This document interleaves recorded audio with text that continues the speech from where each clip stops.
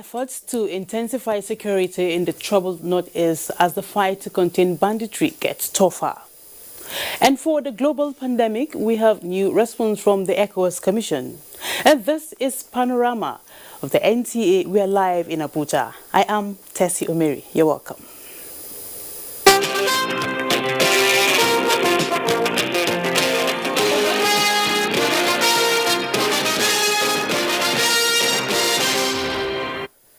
Government and people of Yobe State have renewed their commitment of purpose to continue collaborating with security agencies to fight insecurity and emerging security threats in the state. This was among the resolutions reached at a one-day security stakeholders meeting presided by Governor Malabuni in Damaturu, the state capital. Yunusa Suleiman reports. One-day stakeholder security meeting brought together heads of security agencies, traditional rulers, religious leaders, farmers and herders, vigilantes and hunters, in addition to youth groups, to strategize and agree in principles on how to overcome emerging security threats in the state. Declaring the session open, Governor Malabuni said the meeting followed efforts by the State High-Level Security Conscious and Sensitization Committee, which toured emirate councils and interfaced with relevant stakeholders. Today's meeting also provides us with an opportunity to assess and conduct a follow-up to the Security Sensitization Liaison Committee to suggest proactive measures of nipping possible threat in the food well ahead of time. The meeting dwelled on the findings of the committee as a lot of security issues were raised during the interaction at various council areas, and therefore the decision by government to call the one-day stakeholder security meeting is to adopt practicable and workable strategies to tackle matters associated with security. In Damaturu, Yunusa Suleiman, NTA News. And following credible intelligence on bandits at Bangudu local government area of Zamfara State, troops of Forward Operating Base Kekuje responded immediately and eliminated 30 bandits while 24 cows and several sheep recovered.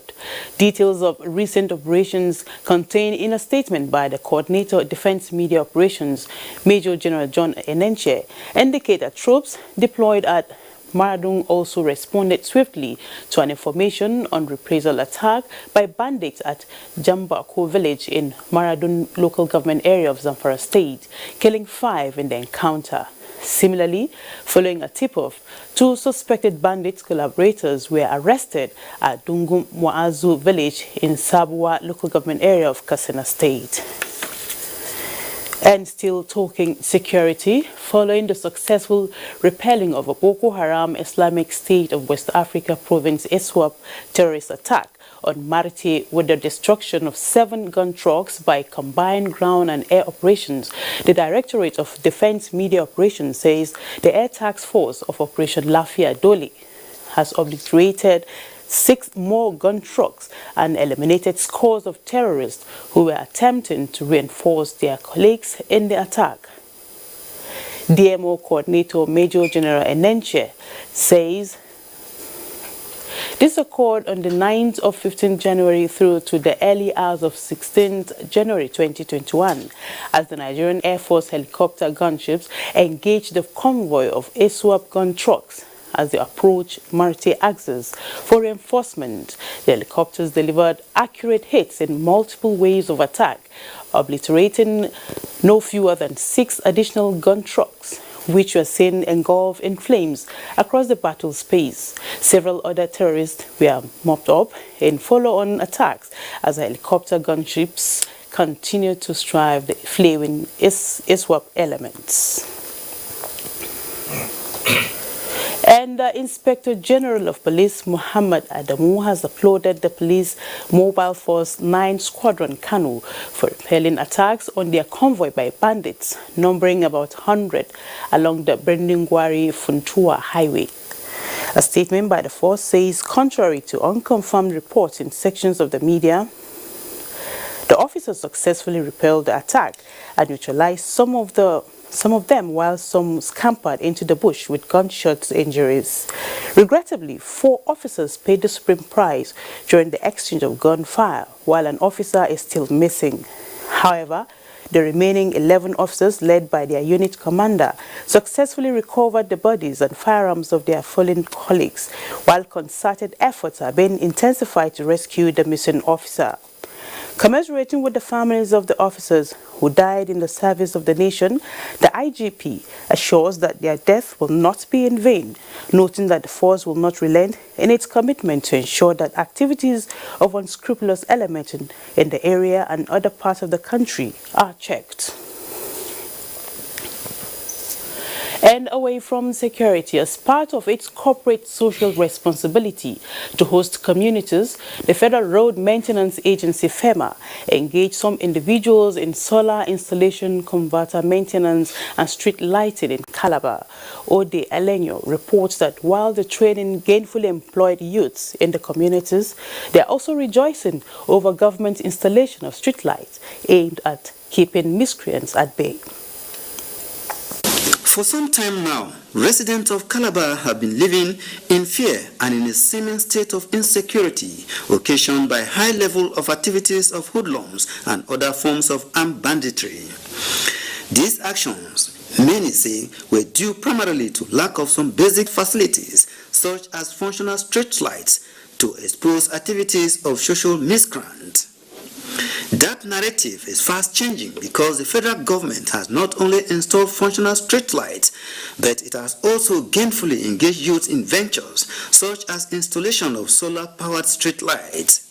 This street light will protect, it will be in form of security,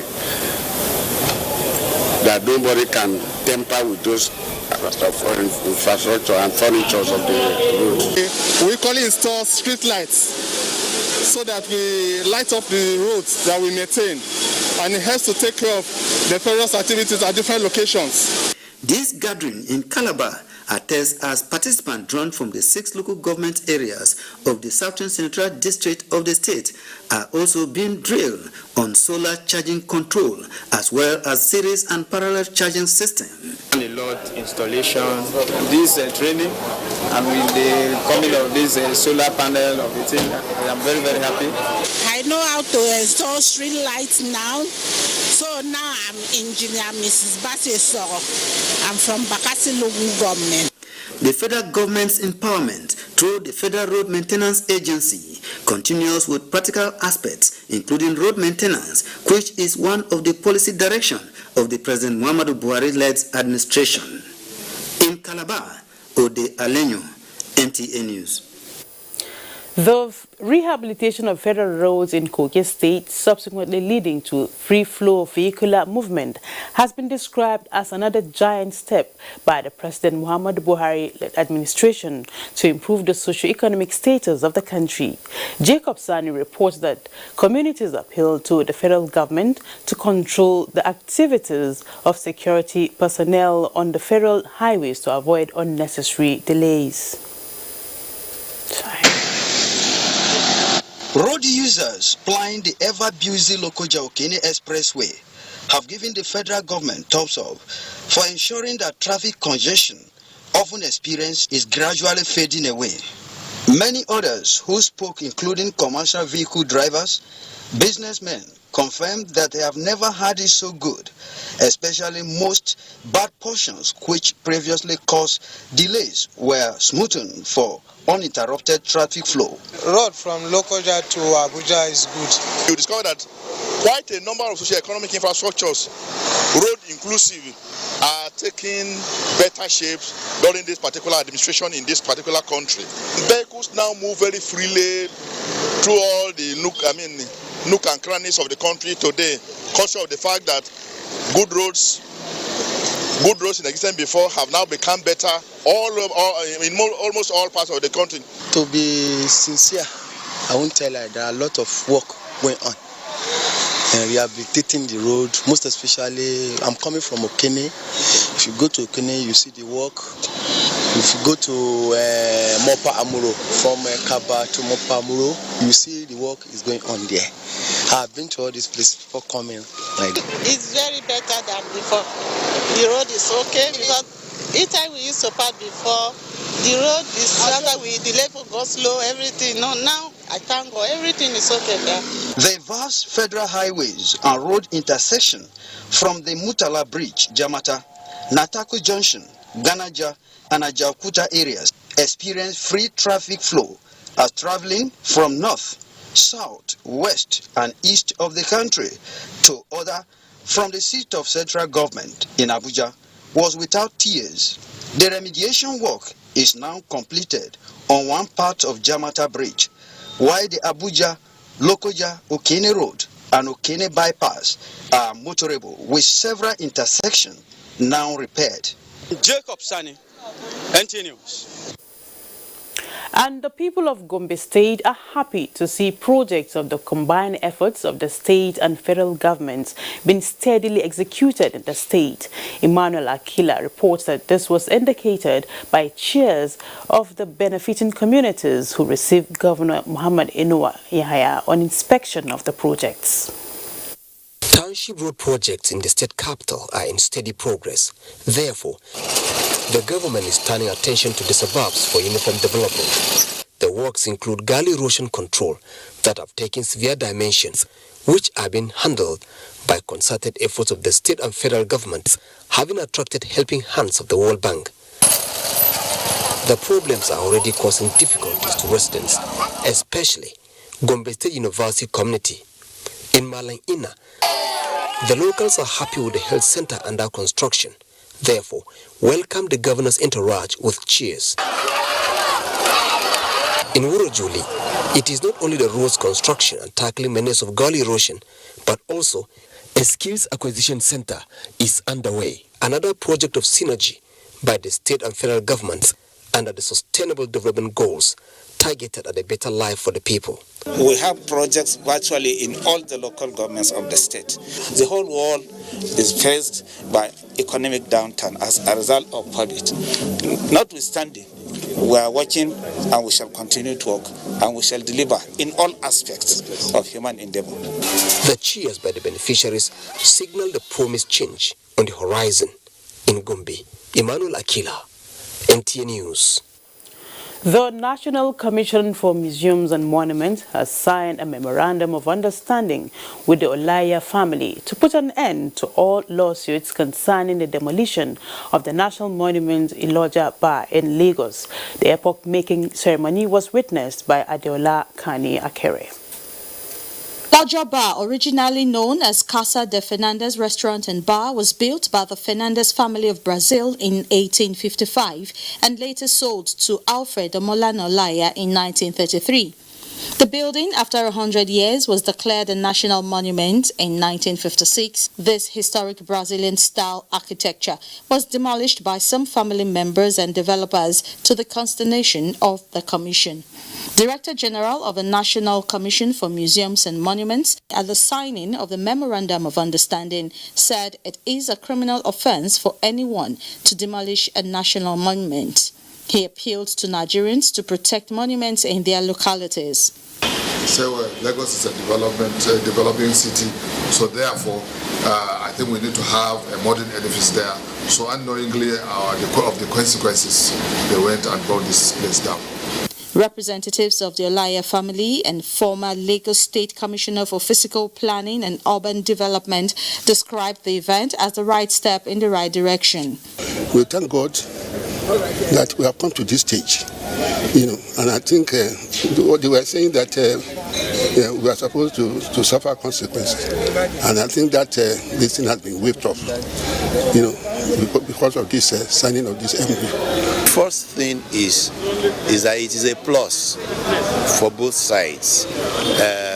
The Olaya family can now move ahead, get the structure redeveloped, and then it can yield some economic returns. The Olaya family also handed over the original angel artifact that adorned the building to the Commission. This public-private partnership will bring on board a newly constructed monument with 7-floor structure and a space for a museum. In Lagos, Adeola Kamiakeri, NTA News. And time now to pause for some messages. We'll be right back. Don't go away. The counsel of our fathers. I will urge and advise our younger generation to use talent and brain to sort out problems, not arms. Nigerian youths, let's build our nation. My advice to these young people is please do not take us back to those harrowing days. You probably do not know what it is. I believe we have fought one civil war too many in this country. So those who experience it will run away from it. Nigerian youths, let's build our nation together.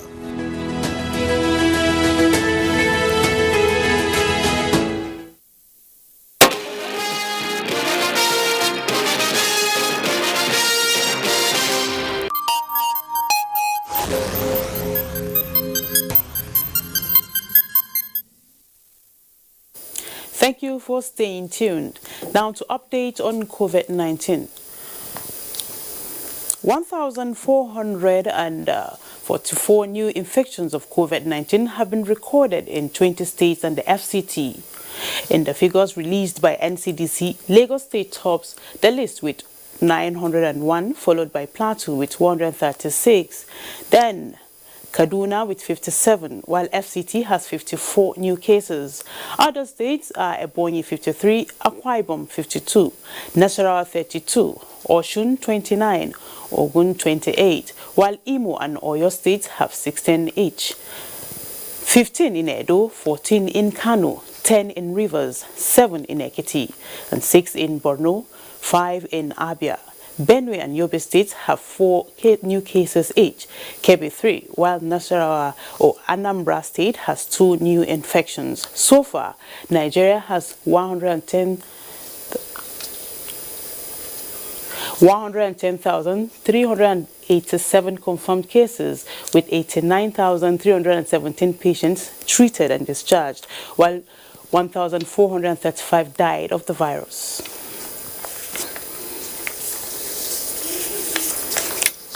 And ECOWAS is fronting a regional strategy to acquire COVID-19 vaccines for the region. Thus, the president of ECOWAS Commission, Jean-Claude Cassibro, considers as a more beneficial and economic approach to get citizens of the community vaccinated.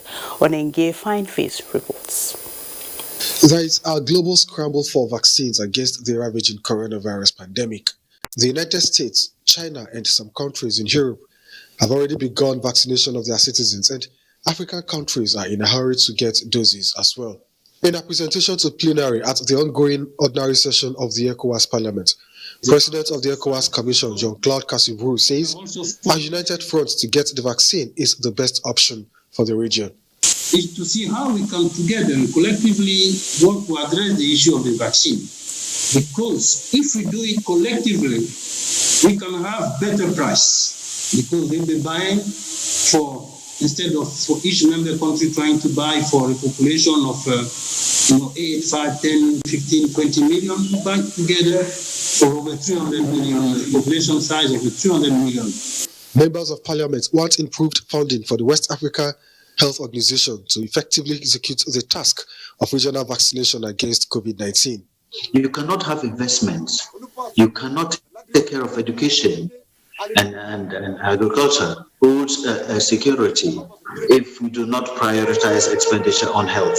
Even if, for example, Nigeria vaccinates its people, if in Guinea or Ghana or Burkina Faso they have not actually vaccinated their people, we are still the same. And I'm thinking of malaria. What measures are now being taken to do something about malaria? ECOWAS Commission also presented the region's monitoring and evaluation policy to Parliament at plenary. Onengiye Fineface, NTA News.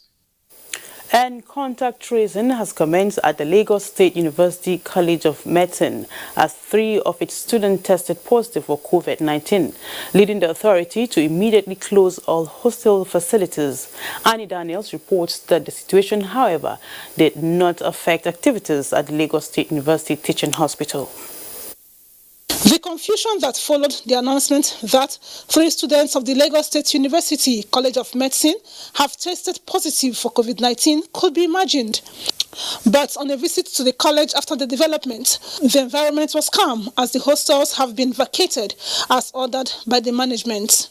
All the students have been asked to go home to isolate for 14 days so that if there's any one of them who is showing any symptoms of COVID-19, such persons can report to the university.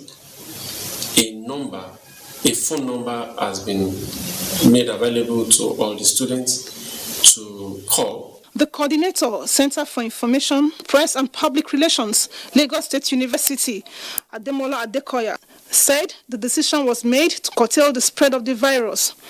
The spokesperson said the college was temporarily shut down as students are expected back after observing the 2 weeks self-isolation. The university is already sensitizing students and the university community and the general public that COVID-19 is not a death sentence. Anyone can have COVID-19, but what we need to do is to report to the appropriate quarters so that they can get appropriate treatment. Adekoya also debunks claims from various quarters that some of the college officials also tested positive for coronavirus, urging members of the public to please remain calm as the college is working assiduously to ensure the situation is brought under control. In Lagos, Annie Daniels, NTA News. And under the COVID-19 guidelines, schools at the primary and secondary level in the FCT have opened their gates for students to resume for the second term 2020-2021 academic session. Hadiza Gordon Ebune visited some schools in the FCT to ascertain the level of COVID-19 protocol compliance. COVID-19 protocols, schools in the FCT resumed for a new academic session. Both teachers, students and parents were checked before gaining entrance into the school premises. NTA crew were not spared in these routine checks in all schools visited.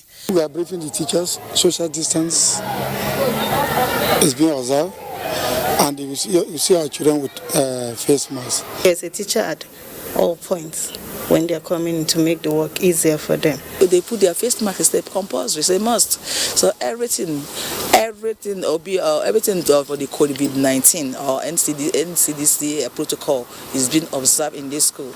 To ensure compliance to COVID-19 protocols, safeguard students and enhance learning in a safe environment, schools have made provisions for more classrooms to ensure social distancing among students. I believe we actually can observe all safety measures and keep ourselves safe and at the same time learn.